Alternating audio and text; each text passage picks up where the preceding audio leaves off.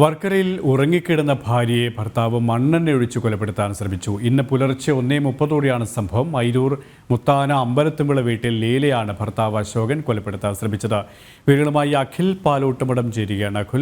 അഖിൽ, ഇവരുടെ ആരോഗ്യനില എങ്ങനെയാണ്? ഒപ്പം ഈ പ്രതിയെ അറസ്റ്റ് ചെയ്യാൻ പോലീസിന് സാധിച്ചിട്ടുണ്ടോ? ഇന്ന് പുലർച്ചെ പുലർച്ചെ 1:30 കൂടിയാണ് ഈ ഒരു സംഭവം നടന്നിട്ടുള്ളത്. സംശയത്തിന്റെ ഭാഗമായിട്ടാണ് ഭാര്യയെ സംശയത്തിന്റെ പേരിലാണ് ഭർത്താവ് മണ്ണെണ്ണ ഒഴിച്ച് കൊലപ്പെടുത്താൻ ശ്രമിച്ചത്. ഭാര്യയുടെ നില ലീല എന്നാണ് അവരുടെ പേര്. 45 വയസ്സുണ്ട്. അവർ ഏകദേശം 70% തൊഴിലോടെ ഇപ്പോൾ ആശുപത്രിയിൽ ചികിത്സയിലാണ് എന്നതാണ് നമുക്കറിയാൻ സാധിക്കുന്നത്.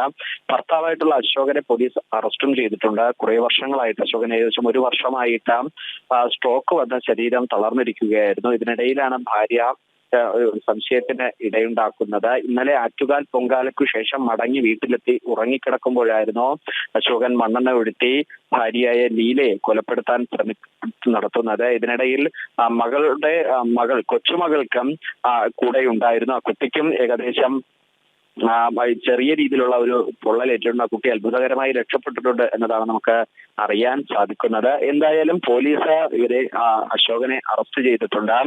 അപ്പോൾ മകളുടെയും അതുപോലെ തന്നെ മൊഴിയുടെ പ്രകാരമാണ് പോലീസ് കേസ് രജിസ്റ്റർ ചെയ്തിട്ടുള്ളത്. ഇവരെ ഇപ്പോൾ നിലവിലുള്ളത് ലീല തിരുവനന്തപുരം മെഡിക്കൽ കോളേജ് ആശുപത്രിയിൽ ചികിത്സയിലാണ്. അഖിലാണ് വിവരങ്ങൾ നൽകിയത്.